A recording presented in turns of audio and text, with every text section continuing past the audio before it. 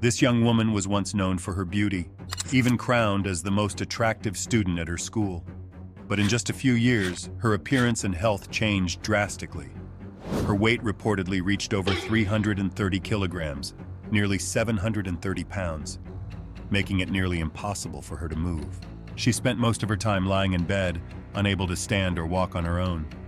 The strain on her body was so severe that it caused multiple beds to collapse and once even damaged a taxi during a trip outside. Once admired by many, she now struggles with extreme physical challenges. What exactly happened that led to such a dramatic transformation? Let's explore the story behind this shocking change. Before we continue with the story of the young woman whose life changed dramatically after marriage, don't forget to like this video and subscribe to the channel. Chen Wanji was born in 1991 and grew up in a remote village in Tiantai County, Zhejiang Province. Her family was extremely poor. Both of her parents were manual laborers with no stable jobs. They had to leave home to find work even before she was born. She was raised by her elderly grandparents in a small, rundown house that had no electricity for years. Her life was marked by hunger and hardship. There were many days when she had nothing more than thin porridge and pickled vegetables to eat. In winter, her hands would crack from the cold due to a lack of warm clothing. In summer, she had to carry water from the stream before sunrise. Years of poor nutrition left her with stunted growth. She was small and frail, barely 1.5 meters tall, less than 5 foot by the time she reached middle school. But even in those difficult conditions, people couldn't help but notice her. She had a naturally graceful appearance, fair skin, bright eyes, a defined nose, and a radiant smile. Her beauty made her stand out, even though she wore worn-out and dirty clothes. Without those signs of poverty, no one would have guessed her background. By the time she entered secondary school, she was known as one of the prettiest girls on campus. Many boys had a quiet admiration for her, even though she never dared dream of dates or birthday gifts. She wasn't just beautiful, she was also smart, kind, and polite, the kind of person others looked up to. Her school was one of the top institutions in Zhejiang, known for its intense academic competition. Although she did well in her studies, Chen always felt insecure because of her background. Making friends was difficult, and she remained quiet and withdrawn. Eventually, she realized she didn't fit in. With no close friends and no emotional support, she began to feel isolated. After much thought, Chen decided to leave school. Her family couldn't afford the tuition or living expenses. Continuing her studies became impossible. She left school and started working to help support her household. Her first job was in a small local factory. The work was tiring and the pay was low, but it was her way of fighting to escape poverty. It was there that she met Hu Jiangguo, a man 9 years older than her, quiet and reserved, but who showed a clear interest in her. At first, Chen didn't pay much attention to him.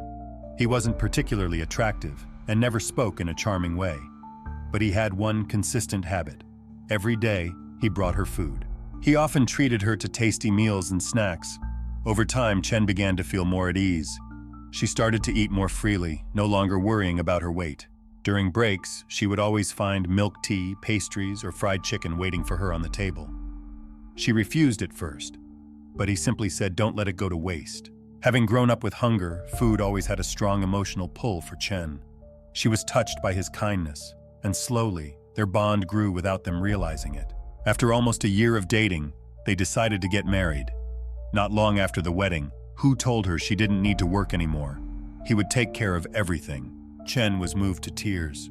For someone who had lived on leftover rice, having a partner who didn't want her to lift a finger was like a dream come true. She felt incredibly lucky to have a husband who cherished her so much. From that day on, her life changed. She stayed home, scrolled on her phone, and waited for mealtimes.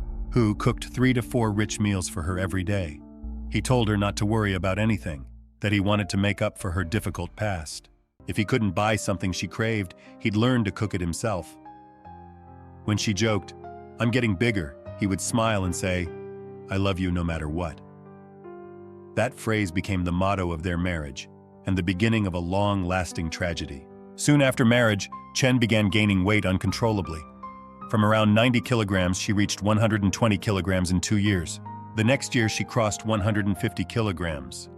By the 4th year, she hit 166 kilograms, a number that shocked the whole neighborhood. But Hu didn't stop. He kept cooking, kept buying food, and insisted she only needed to rest and eat. Blinded by love and carrying deep gratitude from her childhood, Chen believed her weight gain was proof of happiness. She told an old friend, "I used to have nothing to eat. Now my husband never lets me go hungry." But when that very friend returned to visit Chen 2 years later, they couldn't recognize her at all. Her physical transformation had become so extreme that it startled anyone who saw her. By this point, Chen Wanzi's appearance had changed dramatically. Her face had become swollen. Her chin sagged into several folds. Her neck was barely visible, and her arms had grown to nearly twice the size of an average person's. Her body had grown so large that no market pants would fit. When she sat down, her stomach spilled over the edge of the chair, and her legs went numb from pressure.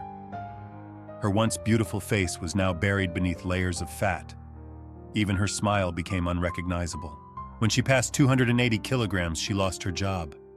No company dared to hire someone of her size. People stared and whispered whenever she went outside.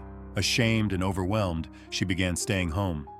She became emotionally unstable, often breaking things during angry outbursts. But every time, Hu Jianguo stayed calm and comforted her, easing her distress. Her weight continued climbing, eventually surpassing 330 kilograms, the weight of a full-grown pig. Relatives told her to lose weight. Neighbors looked on with concern, but Chen brushed it off. "I'm fine. People are overreacting. I'm healthy. My husband still loves me." That was what she told herself every day. Her physical and mental state declined rapidly. One night, while sleeping with her husband, the wooden bed suddenly snapped in half. They both fell to the floor. This was the second time in 1 month. Since she alone weighed over 160 kilograms, she had to move to a mattress on the floor. On another occasion, a taxi tire burst while taking her to a health check. The driver looked at the bent axle and torn wheel, visibly shaken. The stares from him and others made her want to disappear. Plastic chairs kept breaking under her weight. The staircase creaked and leaned when she climbed it. She once slipped in the bathroom, and it took over 40 minutes with help from her husband and neighbors to lift her. From a cheerful girl who once loved being outside, she became imprisoned by her own body. Their tiny home had become a giant cage. At just 26, Chen couldn't dress herself, tie her hair, or go to the bathroom without assistance. She panted just walking from bed to the table. Every daily task became a challenge. On top of everything, having a child became more difficult than ever. Both Chen and her husband dreamed of becoming parents, but all their attempts ended in disappointment. At the hospital, Chen was diagnosed with polycystic ovary syndrome, a common condition among women with excess weight. Her weight had disrupted her hormones, lowering estrogen levels and causing irregular ovulation. As a result, her chances of natural pregnancy dropped significantly. Meanwhile, her health continued to decline. She suffered from frequent dizziness, loss of balance, and once nearly collapsed from lightheadedness. The face she saw in the mirror no longer resembled the vibrant, confident girl she once was, but a tired, discouraged woman struggling under the weight of her condition. Doctors later diagnosed her with multiple serious illnesses: type 2 diabetes, high blood pressure, fatty liver disease, clinical depression, and early signs of heart failure. There was a moment when she broke down in tears after learning she was pregnant, the only bright light in her otherwise dark life. But her body couldn't handle it. Due to her extreme weight, the pregnancy was not viable, and Chen lost the baby, overwhelmed by pain and despair. The story of Chen Wanzi and Hu Jianguo quickly went viral across Chinese social media after images and reports surfaced of a woman weighing over 330 kilograms, whose bed had collapsed twice under her weight. The attention led to a reality show inviting the couple to appear on an episode themed Love Without Limits. On screen, viewers saw a husband holding his wife's hand, gently caring for her, showing affection with small gestures like massaging her shoulders or wiping her brow. Next to him was a quiet, round-faced woman seated with a shy smile, a scene that moved many people, touched by the husband's unwavering support. However, alongside the emotional reactions, a wave of mixed public opinion began to emerge, prompting many to reflect. Some observant viewers noticed unusual details in the way Chen Wanzi behaved during the television broadcast. Chen's eyes rarely left her husband. Whenever she was asked a question directly, she would turn to look at him before answering. Her smile seemed forced, as though she was uncomfortable. Most strikingly, in the 45-minute episode, Chen spoke on her own for less than 15 seconds, with Hu answering nearly all the questions. These subtle signs raised a deeper question. Was Hu Jiangguo truly just a devoted husband?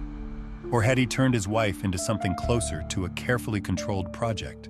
Someone stripped of independence and personal freedom. After the show aired, the media began to dig deeper into their lives. Since getting married, Chen had almost completely disappeared from public life. She had no close friends, no social media, no outside connections.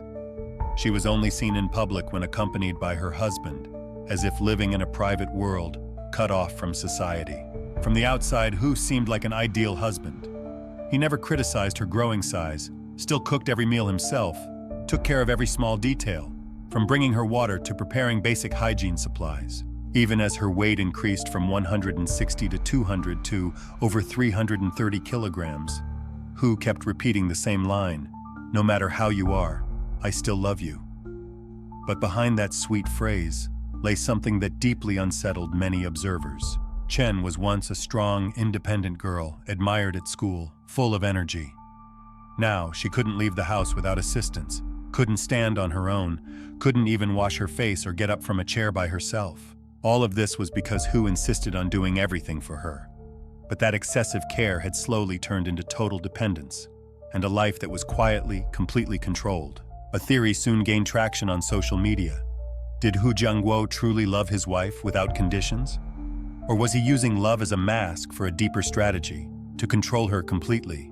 According to this theory, Hu intentionally kept feeding Chen to make her increasingly reliant on him.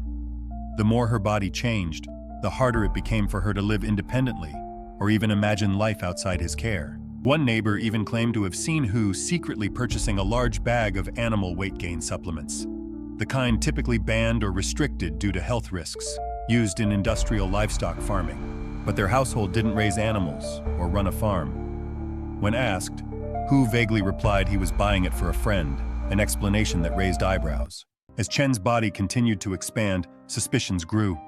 There was no concrete evidence, but the sequence of events fueled disturbing speculation. In psychology, this behavior is not unheard of. There's a term, feederism, describing cases where one partner deliberately overfeeds the other to create control or total dependency. Some believe that when a partner loses physical appeal and freedom, it becomes easier to dominate them emotionally and practically. What looks like love on the surface can, in truth, be a harmful, controlling relationship disguised by sweet words and constant care. Those who knew Hu said he harbored deep insecurity. He feared that if Chen stayed attractive, someone else might take notice, and she might leave him. So perhaps he chose to change her body in order to keep her by his side, a toxic method hidden behind the phrase, "To me, you will always be the most beautiful, no matter what." After the reality show, a team of obesity specialists approached Chen and offered an emergency treatment plan. Chen told her husband that she wanted to lose weight, not only to live a healthier life, but to have another chance at motherhood. Initially, Hu discouraged her. He said all that mattered was living happily. But after doctors gave a serious warning, "If you don't lose weight, your life is at serious risk," Chen made up her mind. This time, Hu stopped objecting and began supporting her efforts. She tried many things, dieting, exercising, but the results were slow and frustrating. Just when she was about to give up, doctors suggested another option, gastric reduction surgery. During this process, Chen discovered short-form video platforms and began documenting her journey, the struggles, exhaustion, and gradual changes. She was open about the discomforts of her condition and honest about her desire for a better life. Her sincerity and persistence drew hundreds of thousands of viewers. Today, Chen continues to post regularly. Whether it's dancing, product reviews, or sharing daily life, she remains upbeat and determined. Her weight has dropped to around 90 kilograms, but some health concerns remain. Recently, doctors advised her to consider a hysterectomy to prevent future complications, but she chose to continue treatment and keep fighting. Everyone has the right to choose how they live and what they look like. But Chen Wanzi's extreme transformation, once weighing over 300 kilograms, left many stunned and deeply moved. Her story isn't just about weight or illness. It reflects the hidden struggles within a relationship that looked loving on the outside. At first glance, people saw care, attention, and affection. But when the curtain was pulled back, what appeared was isolation, dependency, and quiet control. Was Hu Jiangguo's attention true love? Or did he gradually turn his wife into someone helpless and dependent, just so she would never leave? Can you imagine this? A woman who had to remain motionless in bed for 25 years, to the point where the mattress beneath her body had sunk deep like a crater. She weighed 501 kilograms, over 1,100 pounds, nearly 3 times the size of an average adult. Her arms were as large as an entire person, and her skin had become swollen, bruised, and rough due to years of immobility. For a quarter of a century, she couldn't leave her house. Her body was simply too large to fit through the door.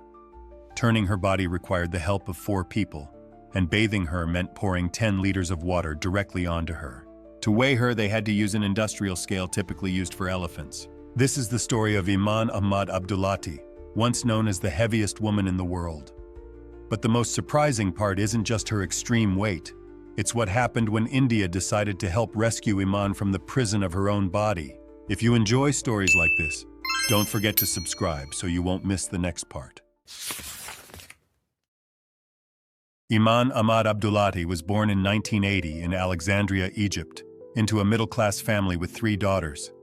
At birth, the household was overwhelmed with mixed emotions, joy and worry. They were happy because she appeared healthy and weighed over 5 kilograms, over 10 pounds, a rare size for a newborn. But they were also concerned. Such a weight was highly unusual for an infant. No one knew what would come next. At first, everything seemed fine. She ate well, slept peacefully, and grew faster than other children her age. Everyone assumed it was a sign she would grow up strong and healthy. But by age 3, her parents began noticing something unusual. New clothes became too tight after just a few weeks. Her weight skyrocketed, and nothing seemed to slow it down. What puzzled everyone was that Iman didn't overeat. In fact, she was rather picky with food. Still, her weight kept increasing rapidly, raising concerns among both her family and doctors. By age 6, she weighed over 20 kilograms. Her mother recalled that Iman couldn't run or play like other children. Every step was a struggle. Her clothes had to be custom-made. She would breathe heavily after just a short walk across the yard. At 10, she weighed around 70 kilograms. The thick layer of body fat made everyday activities difficult. Bathing, dressing, and using the bathroom all required assistance. Outdoors, she was mocked by children and stared at by adults. Once a curious and eager learner, Iman began to withdraw and isolate herself. Things worsened when her school refused to accept her, citing a lack of resources to care for her. She was kept at home, losing her chance at education and her childhood. Her bedroom became her school, her playground, her entire world. Then came the real turning point at age 11. One day, while watching TV in the living room, Iman suddenly collapsed. Her body convulsed, her eyes rolled back, and she couldn't speak. Terrified, her family rushed her to the hospital, where doctors diagnosed her with a mild stroke, a highly rare condition for a child. After that day, her life changed completely. She could no longer sit up or move the left side of her body. Simple tasks like eating, drinking, or wiping her face required assistance. She couldn't lift her head, turn herself in bed, or even roll over without help. Worse still, her weight continued to increase. Her family had to renovate her room to accommodate her growing body. Her bed was reinforced with a steel frame, and the mattress had to be custom-made to avoid collapsing. Cloth was placed around her to prevent skin infections and pressure sores. Her body seemed to expand daily. Her skin stretched painfully, and fat accumulated in massive folds around her abdomen, arms, legs, and neck. At one point, her waist measured nearly 300 centimeters. She couldn't wear standard clothes. Her body was wrapped in oversized bedsheets until her family found someone to tailor clothes specifically for her. She had no TV, no phone, no internet. Her older sister was her only regular companion, caring for her and keeping her company. But when her sister was away, silence filled the room. Only the hum of a ceiling fan and the sound of Iman's breathing remained. Eating was another challenge. Since she couldn't sit up, every meal had to be taken lying on her side. She could only eat tiny spoonfuls, and each meal took over an hour to finish. Her favorite foods were shocking to many: fried chicken, sweets, pasta, and fries, all high in calories. She couldn't resist them, and her family, desperate to bring her comfort, gave in to her requests. Using the bathroom was a painful ordeal. The family had to assist her with every step, carefully cleaning each fold of skin. Doctors eventually discovered she suffered from severe lymphedema, a thyroid disorder, and a rare genetic condition that prevented her body from breaking down fat. On one occasion, when medical staff came to check on her, they had to widen the doorway and dismantle her bed frame just to reach her. One team member later said, "I have worked in emergency care for 15 years, and I've never seen a human body like this." At her heaviest, Iman could no longer speak in full sentences. The pressure on her windpipe made speech nearly impossible. She could only whisper, and her family had to guess what she was trying to say. Weighing over half a ton, Iman was told she needed to lose weight urgently to survive. Doctors estimated the weight loss process could take 2 years and, if successful, she could shed nearly 400 kilograms. For years, Iman lived in near total isolation. But in 2016, with social media booming in Egypt, her sister made a bold decision. She filmed Iman and posted the video online with a desperate plea for help. Iman's sister recorded a 4-minute video showing her lying motionless in a dimly lit room, her massive body wrapped in layers of white cloth and marked by visible signs of prolonged illness. In that video, for the first time, the world saw a human body that had grown to an unimaginable size, motionless, eyes barely open, with pale skin and labored breathing. Fighting back tears, Iman's sister said, "We can't help her anymore. Please, help my sister live." The video quickly went viral in Egypt, and just 48 hours later, it appeared on the front pages of international news outlets like BBC, Al Jazeera, The Guardian, and India Times. They called Iman the heaviest woman in the world, a label that shocked the globe. Hundreds of thousands of comments flooded in. Some expressed sympathy. Others criticized the family or blamed Iman's lifestyle. Debates broke out across online forums. Doctors, nutritionists, psychologists, and endocrinologists all weighed in. Some claimed her case was beyond saving, especially without intervention before age 15. But amid the noise, a glimmer of hope appeared. Dr. Mufazzal Lakdawala, a renowned Indian bariatric surgeon, saw the video. He was shocked and deeply moved by the sister's emotional plea. He contacted Iman's family and offered to treat her completely free of charge. The family broke down in tears. They couldn't believe it. But their joy was short-lived. A new challenge quickly surfaced. How do you transport her from Egypt to India? The woman weighed over 500 kilograms. She couldn't walk, sit up, or fit into a stretcher. Every proposed method of transportation seemed unworkable. Airlines refused. Ambulances were too small. Trains were too slow and unsuitable. At one point, they even considered rebuilding the interior of an aircraft just to accommodate her. Even with a military cargo plane on standby, another problem arose. The Indian embassy rejected her visa application. She couldn't attend in person to provide fingerprints. Authorities feared medical risks and public backlash if the mission failed. For weeks, efforts were delayed. Passports, medical permits, all stuck in limbo. Iman remained trapped, waiting for a surgery that could save her life. Then, under intense global media pressure, a miracle happened. The Egyptian government approved her transport using a special military aircraft. At last, Iman, now 36 years old, would leave her hometown of Alexandria and travel to India for a life-saving gastric surgery. It would be the first time in 25 years that she left her room. Following growing international pressure, the Egyptian government finally approved a large-scale medical evacuation plan, unlike anything seen before. A date was officially set to transport Iman, and the world watched closely.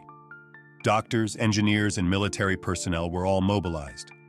To remove her from the room where she had remained for over 25 years, they had to do the unthinkable, demolish an entire wall of the house. A construction team arrived, carefully removing bricks, concrete, and the door frame, exposing the dark room inside where Iman lay. For the first time in decades, sunlight poured into the room. Neighbors crowded the street, many unable to believe what they were seeing, the figure of a woman whose body had grown beyond recognition. Iman was placed on a specially built stretcher, crafted from reinforced industrial steel with custom wheels and secure safety straps. But moving her required more than a few helpers. It took 20 strong men, including soldiers and medical staff, to lift and guide the stretcher.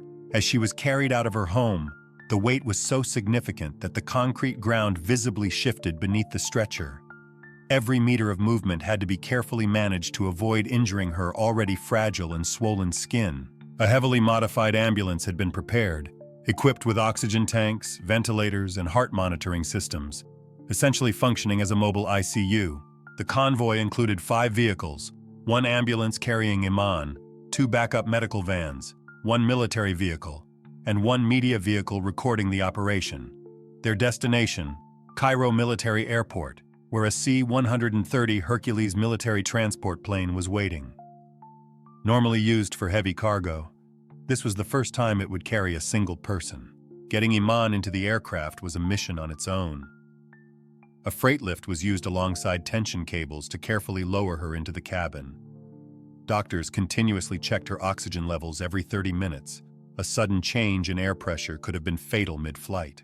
The entire process, from her home to the airport, took 9 hours. When the plane finally lifted off, the team below burst into tears and applause.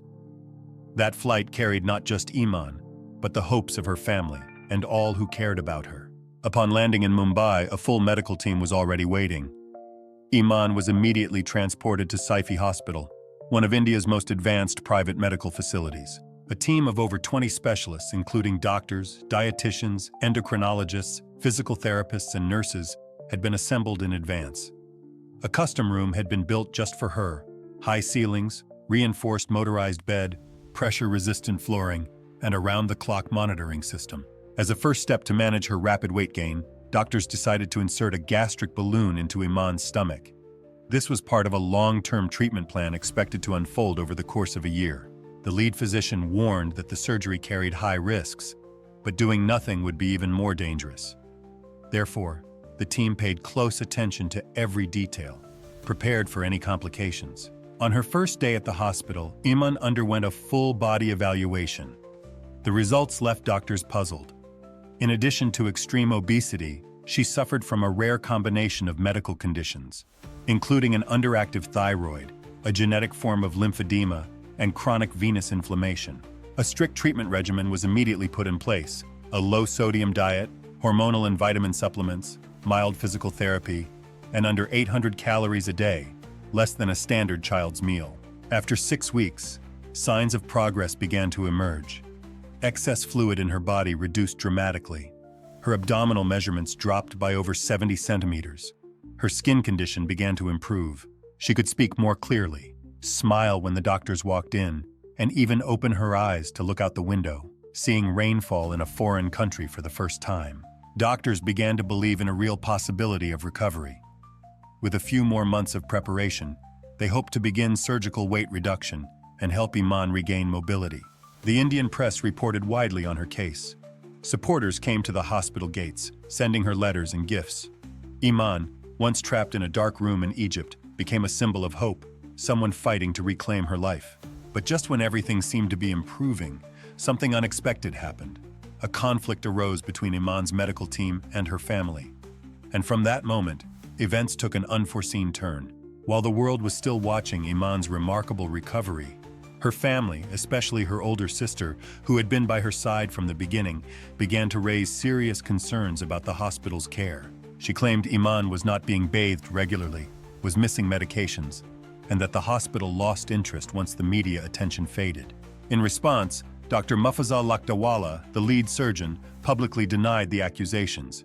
He held a press conference, showing CT scans, lab results, and medical records to prove the team had done everything possible. He said Iman was a special case. We never gave up, but her condition was incredibly complex. The disagreement gained media attention. Some Indian outlets sided with the hospital, arguing Shaima may have had personal motives and tried to control media coverage.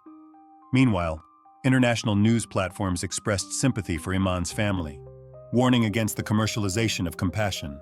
Behind the scenes, Iman's health began to quietly deteriorate. She reported chest pain that was hard to describe. Her blood pressure became unstable, often dropping dangerously low. Doctors increased heart medications and adjusted her diet hourly. She began to experience difficulty breathing while lying down. Fluid accumulated in her lungs, a sign of advanced heart failure. Night after night, she needed more oxygen support. wounds on her back and thighs stopped healing and began to worsen. Her entire body became severely swollen. Her skin tightened, turned red, and developed tiny broken blood vessels. One doctor described it as, when you press a finger into her skin, the mark wouldn't bounce back for minutes. She became noticeably quieter. Her eyes lost their usual focus, and at times, she appeared slightly disoriented. But the most alarming part was this. Even after losing dozens of kilograms of fluid and body mass, her heart, already fragile since childhood, could no longer keep up. Her family requested a transfer. In what many later called a rushed decision, Iman was moved to Burjeel Hospital in Abu Dhabi, but her time was running out. Just weeks later, on September 25, 2017, Iman Ahmad Abdullati passed away. According to official reports, she died from heart complications and acute kidney failure. But for those who followed her story, her passing marked the end of an extraordinary human journey. She was only 37 years old. Her dream of standing up and walking again remained unfinished. The world mourned her, with thousands of messages pouring in. In Egypt, people lined the streets to bid her farewell. She was no longer remembered as the heaviest woman in the world, but as a woman failed by circumstance, whose condition was ignored until it became a headline. Doctors worldwide spoke out. They said Iman's case was a rare medical phenomenon, involving genetic disorders and lymphatic malfunction, conditions that no ordinary weight loss plan could address.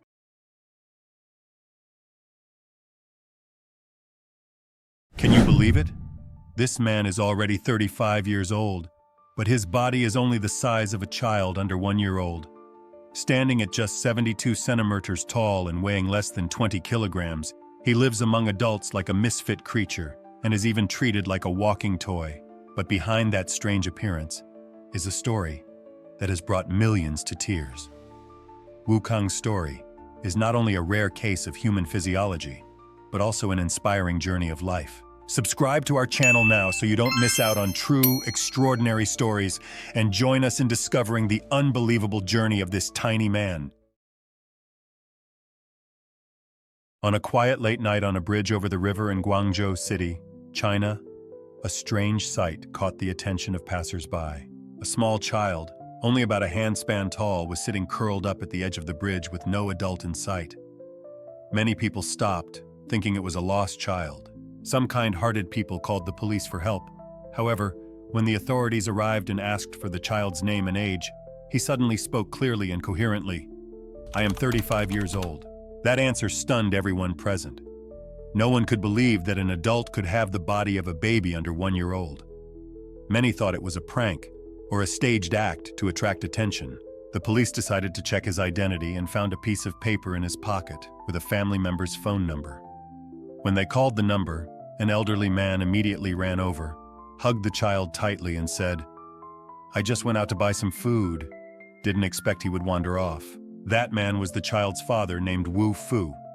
Mr. Wu's identification documents were completely valid. Under the doubtful eyes of the public and the police, Mr. Wu affirmed, "He is my son, and he really is 35 years old." Why is a 35-year-old man so small in stature? And what has he gone through to survive up to this point? Wukong was born in 1988 in a poor rural area of Guangdong Province.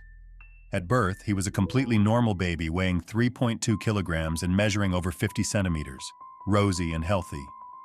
His parents named him Wukong, hoping he would grow up strong and resilient. Wukong's early years showed nothing unusual compared to other children. He spoke early, was quick to recognize things, and even seemed smarter than his peers. Neighbors often said, "This boy will do great things one day." But they could not have imagined that fate had already planned a different path for Wukong's life. When Wukong turned 3, he suddenly had a high fever that lasted continuously for 3 days and nights. The family thought it was just a common flu and brought him to the local clinic. After a few injections, the fever subsided, and the doctor allowed him to rest at home. The fever disappeared completely after 2 days, and everyone thought everything was fine. But a few months later, something strange began to happen. Each time his height or weight was measured, Wukong showed almost no change. While other children his age were growing taller, running around, and playing, Wukong's body remained small and frail, always needing someone to carry or support him. At first, the family thought their son was developmentally delayed due to the after effects of the fever. They spent money on supplements, herbal chicken stews, and even brought him to well-known traditional healers. But as time went on, Wu Kang didn't grow even 1 centimeter taller. After a year, when their son still looked like a newborn, Wu Kang's parents began to truly worry. By the time Wu Kang turned 6, his height had barely changed since he was 3. Every time they saw their son sitting among his peers, Mr. Wu Fu and Mrs. Lin felt as if a heavy stone was pressing down on their chests. They couldn't wait any longer. The couple decided to take Wu Kang to every hospital, big and small, in their district, and even traveled to the city in search of answers. After 3 exhausting years of hospital visits, tests, and both Eastern and Western treatments, the family's entire savings had been depleted.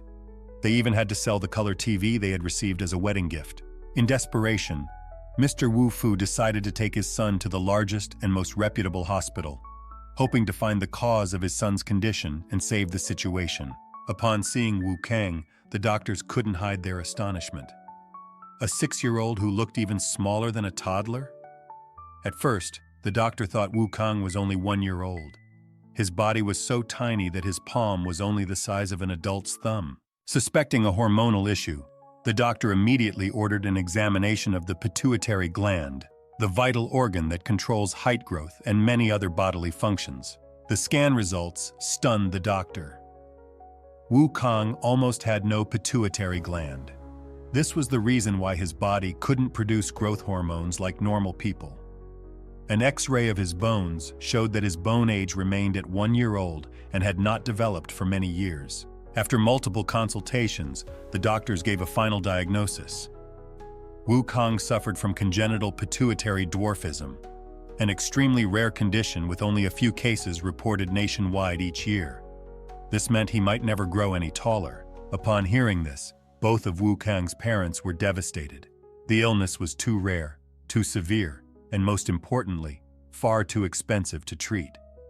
According to the doctor, if they wanted to improve his height, Wu Kang would need daily hormone injections for at least 10 years, costing over 100,000 yuan, equivalent to more than 10 years of the entire family's farming income.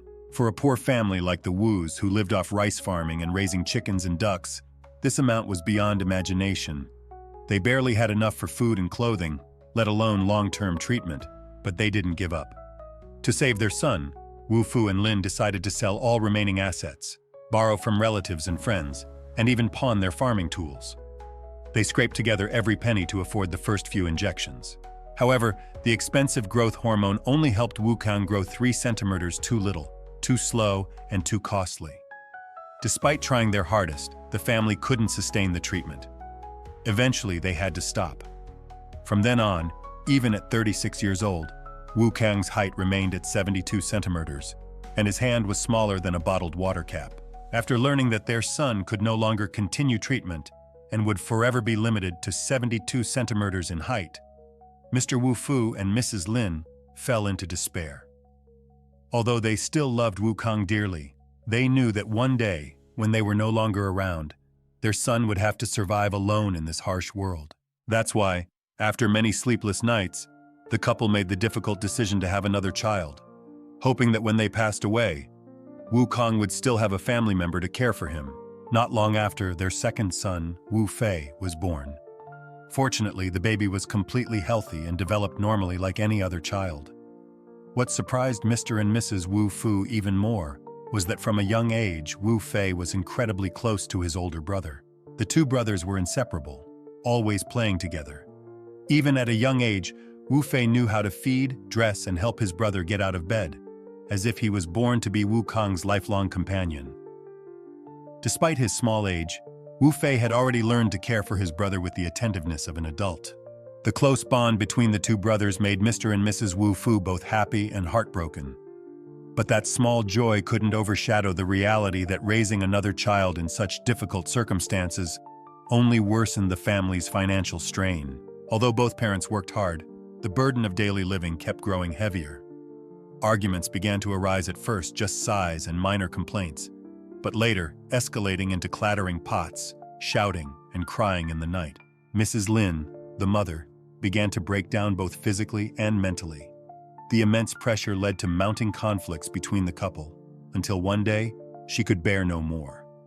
After a fierce argument, she left behind a divorce letter and walked out. She never returned.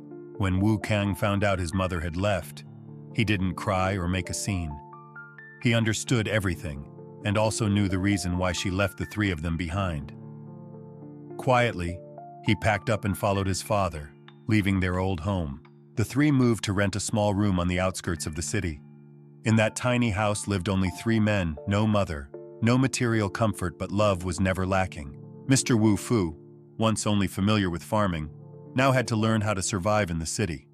He took on all sorts of work, carrying loads, odd jobs, fixing electronics, washing dishes, anything to earn money to raise his 2 sons. Wu Kang witnessed all of his father's hardship and began to change. Despite being weak and tiny, he tried to help however he could, sweeping, cooking, taking care of his brother, and studying diligently. Wu Kang always had a simple dream: to grow up quickly and repay his father's sacrifice, and to become a support for his younger brother, who had been by his side since birth. In the years that followed, despite the mounting hardships, the 3 of them lived together with sincere love. But could Wu Kang's resilience and exceptional intelligence help him rise above his harsh fate? At age 20, Wu Kang was brought by his father to a nearby kindergarten. At first, he was excited about going to class because all the kids were small like him, some even shorter. For a brief moment, Wu Kang felt just like any other child, able to blend in without being noticed for his difference. But that feeling didn't last long. The children quickly sensed that something was off about Wu Kang, from his face, the way he spoke, to his level of understanding, which far surpassed his peers. Though they were just children, innocence sometimes turned into cruelty. The pointing fingers, the teasing words grew more frequent. Gradually, Wu Kang no longer looked forward to school. The subtle discrimination in class led to him being constantly mocked as a weirdo. After their mother left, Wu Fei, Wu Kang's only younger brother, became the pillar of the family. When he learned his brother was being ostracized, Wu Fei didn't say much. He simply protected him quietly. Wu Fei also studied harder, did house chores, and cared for his brother with the maturity of an adult. Although he always tried to live like a normal person, Wu Kang couldn't deny that his highly unusual appearance brought him many difficulties. With a height of just 72 centimeters, a childlike face, and a babyish voice, he was often mistaken for a 2- or 3-year-old. This caused not just daily inconveniences, but sometimes awkward or even dangerous incidents. There was a time when, walking alone in a park, Wu Kang was stopped by a stranger who thought he was a lost child. The woman worriedly called park security for help, and only when his father arrived to explain was the misunderstanding resolved. But even afterward, the security guard remained suspicious, asking endless questions, leaving Wu Kang extremely embarrassed and confused. Public services also posed major challenges for Wu Kang. At a bus station, he was once refused a ticket because staff thought children couldn't ride alone. Another staff member insisted on contacting his parents for confirmation, even after Wu Kang showed his ID. Incidents like these repeated often, making him less and less willing to go outside. Each time he stepped out, he had to mentally prepare to face doubt, discrimination, or worse, fake pity from people who didn't truly understand him. One of the most painful incidents occurred when Wu Kang was 29. During a routine hospital visit, a medical staff member mistook him for an unaccompanied child. Though he tried to explain, no one believed him because of his innocent face and tiny frame. Only when his father arrived and confirmed his identity was Wu Kang allowed to see the doctor. Though the incident was minor, it left a deep emotional scar on the tiny man. At times, strangers even secretly took photos or filmed him without permission. Some of those clips were edited and uploaded online with sensational and offensive titles, treating him like a bizarre phenomenon rather than a real person. Then one day, while casually playing a puzzle game, Wu Kang accidentally discovered a special talent in himself, something that would later play a huge role in changing his life.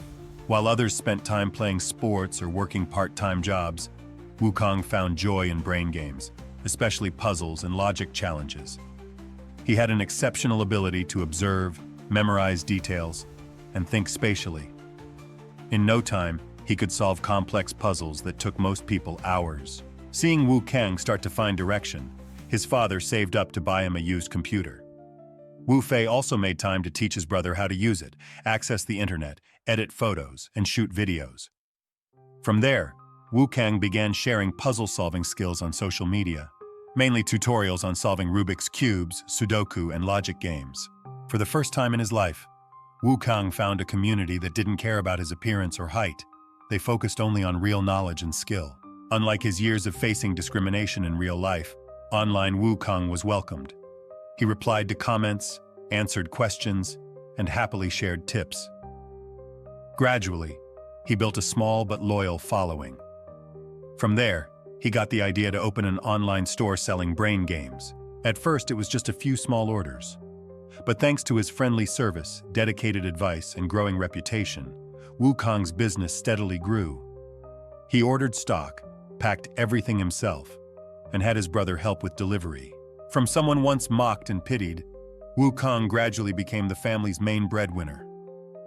No one could have imagined that a man only 72 centimeters tall could lift his entire family with his small hands and extraordinary mind. Even though the Wu family's finances began to stabilize and Wu Kang's business thrived, the pain of their mother's abandonment still lingered like an unhealed wound in the two brothers' hearts. Life went on quietly until one day when Mr. Wu went grocery shopping at a supermarket, something unexpected happened. At the checkout counter, he recognized the cashier. It was Miss Xiang, his former lover from his youth.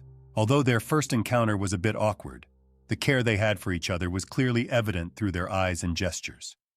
Through subsequent meetings, they shared stories of failed marriages and past suffering, which deepened their bond and filled it with hope.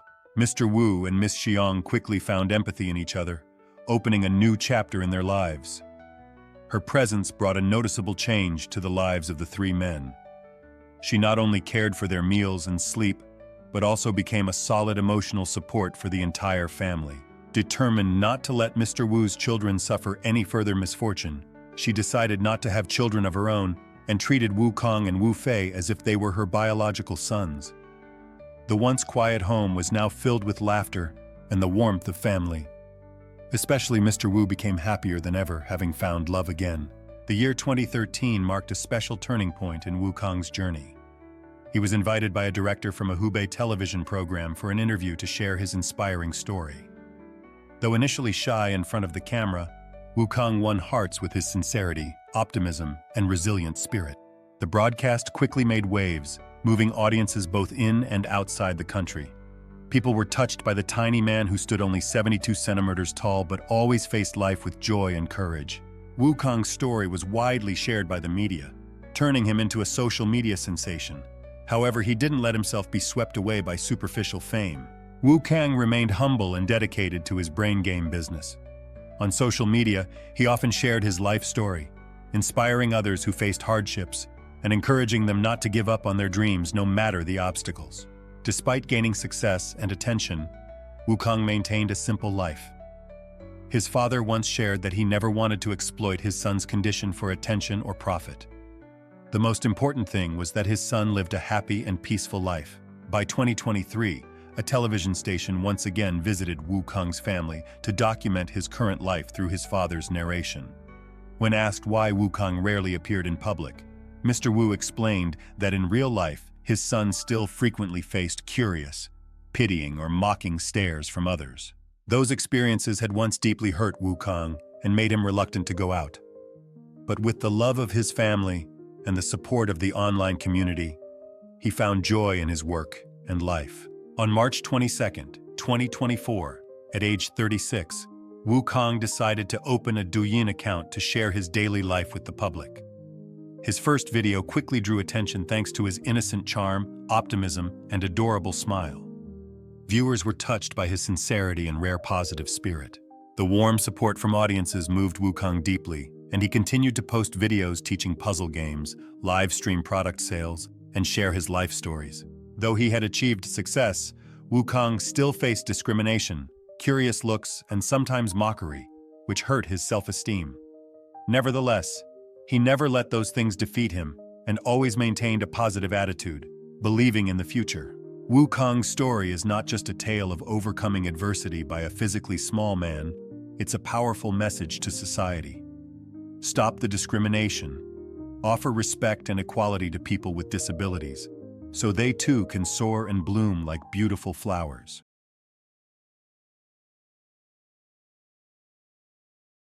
In 2006, at a hospital in Kunming, China, doctors were left stunned by the case of a patient whose body appeared to be growing dozens of steel needles from the inside. The man, Ma Yucheng, 22 years old, lived in a remote village in Yunnan province. Following the sudden passing of his father, Ma began experiencing severe fatigue, body aches, and frequent fainting spells. When he was brought to the hospital for an X-ray, doctors were shocked to discover a metal needle inside his abdomen. Months later, a second scan revealed not 1, but 5 needles. Then came 9, then 14, and eventually the number rose to 29 needles inside his body over the course of 3 years. Some of the needles were found dangerously close to his heart, posing a direct threat to his life. After each surgery to remove the objects, Ma returned with worsening pain, and every time, doctors found more needles had somehow appeared. The count increased with every visit, leaving medical staff baffled. What made the case even more mysterious was this. There were no puncture wounds, no scars, and absolutely no signs that anyone had ever inserted the needles from outside. It was as if the objects had materialized inside his body, with no physical explanation. The shocking truth revealed at the end of this video will leave you speechless. Make sure to hit like and subscribe before we dive into this chilling mystery. In 2006, a 22-year-old man named Ma Yucheng was living with his mother and wife in a small, isolated house, nestled deep in the mountains of Yunnan province, China. As the only son in a poor family, Ma took on the responsibility of working the fields, caring for his aging mother, and supporting his young wife. By all accounts, Ma was known in his village as a kind, healthy, and hardworking man. But everything changed after the sudden passing of his father. Ma began showing unusual signs: fatigue, insomnia, persistent headaches, and sharp pains in his abdomen and chest. He sometimes collapsed suddenly while working in the fields. At first, Ma thought it was just grief, so he went to a local clinic for some medicine and kept things to himself, not thinking it was serious. His mother, however, noticed he was no longer sleeping, always exhausted, and growing emotionally withdrawn. Eventually, while working one day, Ma suddenly fainted in the field. His wife panicked and rushed him to the local clinic, but doctors couldn't determine the cause. He was transferred to the district hospital, but again, no diagnosis could be made. Finally, due to the unexplained pain and Ma's worsening condition, he was sent to a larger hospital in Kunming. At the Kunming hospital, doctors finally discovered the root of the issue through an X-ray scan. It turned out there was a metallic object lodged dangerously close to Ma's liver. An emergency surgery was immediately performed to remove the foreign item. When the object was removed from his body, everyone was stunned. It was a steel sewing needle, about 4 centimeters long, 1.5 inches, sharp, and already beginning to rust. No one could explain how such an object had remained inside his abdomen without the patient ever realizing it. Even more disturbing, there was no wound, no scar, no puncture mark on Ma's skin. It was as if the needle had simply appeared inside him. After a period of recovery at the hospital, Ma Yucheng's condition gradually improved. Believing that he had fully recovered, his family brought him back home. His health showed clear signs of improvement. He could eat, walk slowly, and no longer experienced persistent pain. Relieved, the family believed the nightmare had passed and assumed it had simply been a rare medical incident. But weeks later, the pain returned, this time spreading to his back and shoulders. The family brought the man back to Kunming Hospital for another examination. This time, the test results shocked the medical team. They discovered not just 1, but 5 separate steel needles scattered throughout his abdominal area and upper arm. Again, there were no signs of entry, no inflammation, no bleeding. It was as if the needles had always been there. Some doctors began to speculate that this might be a previously unknown medical condition. Others wondered if Ma had swallowed the needles, but there was no internal damage, and none were found in his digestive tract. The case, once thought to be a rare surgical anomaly, soon turned into one of China's strangest medical mysteries. Rumors spread that Ma's body was growing steel needles. Some thought he was being cursed, Others whispered that he was possessed. His mother once reported seeing him sit bolt upright in bed at night, his eyes vacant, mumbling as if talking to someone. But when she turned on the lights, he snapped out of it with no memory of what happened. Suspecting foul play, the family called the police. Multiple interviews and investigations were conducted, but no one, not neighbors, doctors, nor relatives, was found to be involved.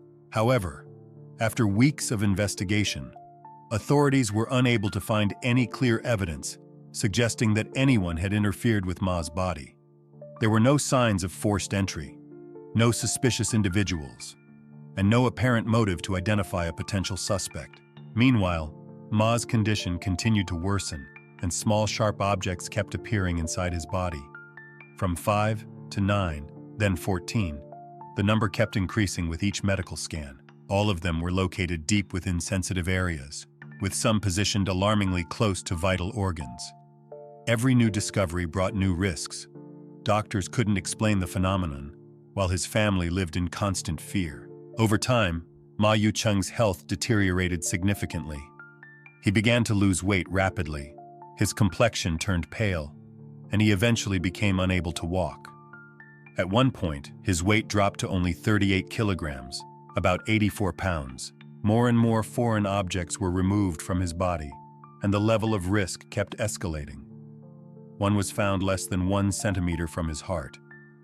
Had it gone just a few millimeters deeper, it could have led to immediate danger. In just 3 years, Ma Yucheng underwent 4 major procedures, during which a total of 29 metallic fragments were discovered in different areas of his body. Some of these objects had started to corrode inside him, causing serious internal inflammation. Surgeons had to stop one procedure midway to prevent his condition from worsening.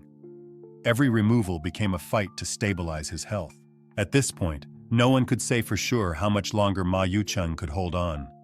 To truly address his condition, the top priority was to identify the cause behind this strange and alarming medical case.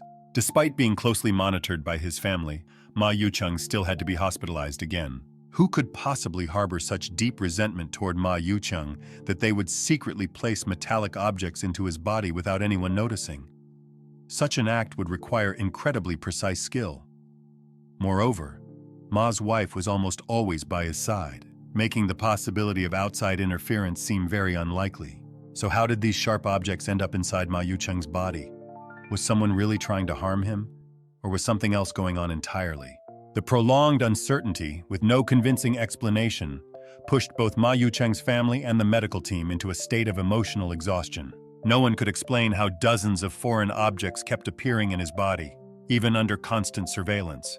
To uncover the truth, a group of doctors decided to install a hidden camera in Ma's hospital room to monitor nighttime activity and determine whether someone might be entering his room undetected.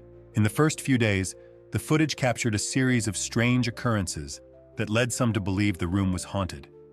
In one clip, the bedside lamp flickered repeatedly, and the bed vibrated slightly for no apparent reason.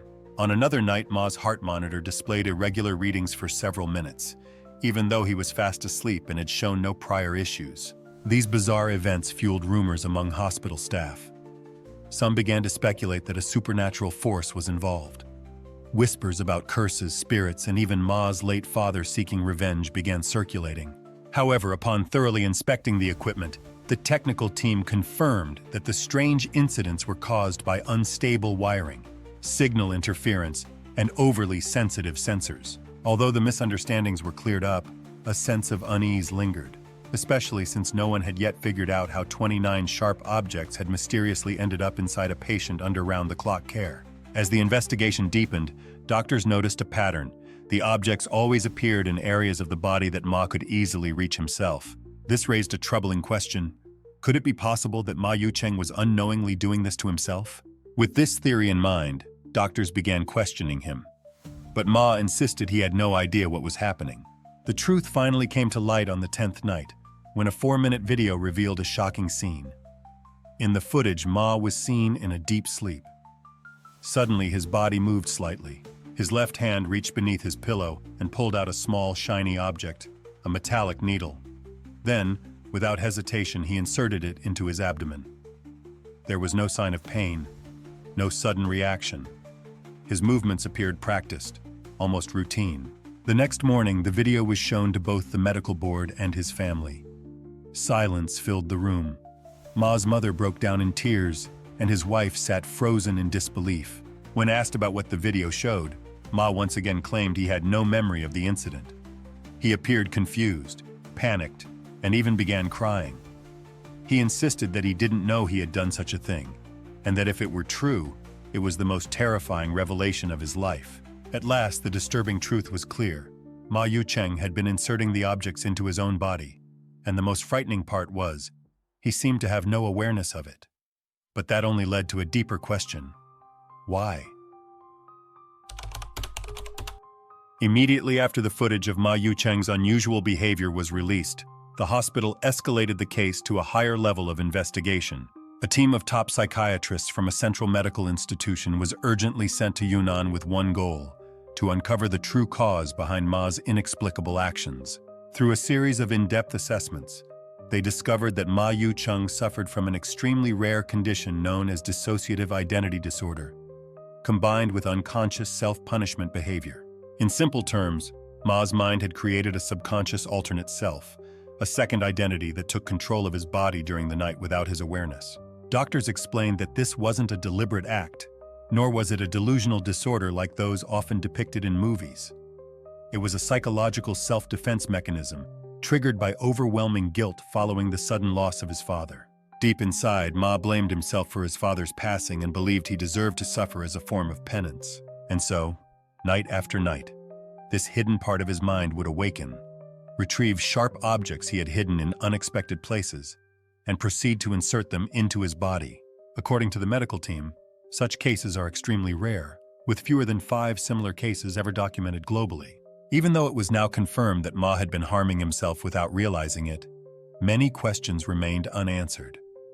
How could his body endure the presence of 29 sharp objects without life-threatening consequences? Some doctors believe it proves that the human body can tolerate more pain than previously understood in medical literature. Others theorize that Ma's brain developed a reflex that numbed pain during the night, a self-induced state of insensitivity, allowing the actions to take place without waking him.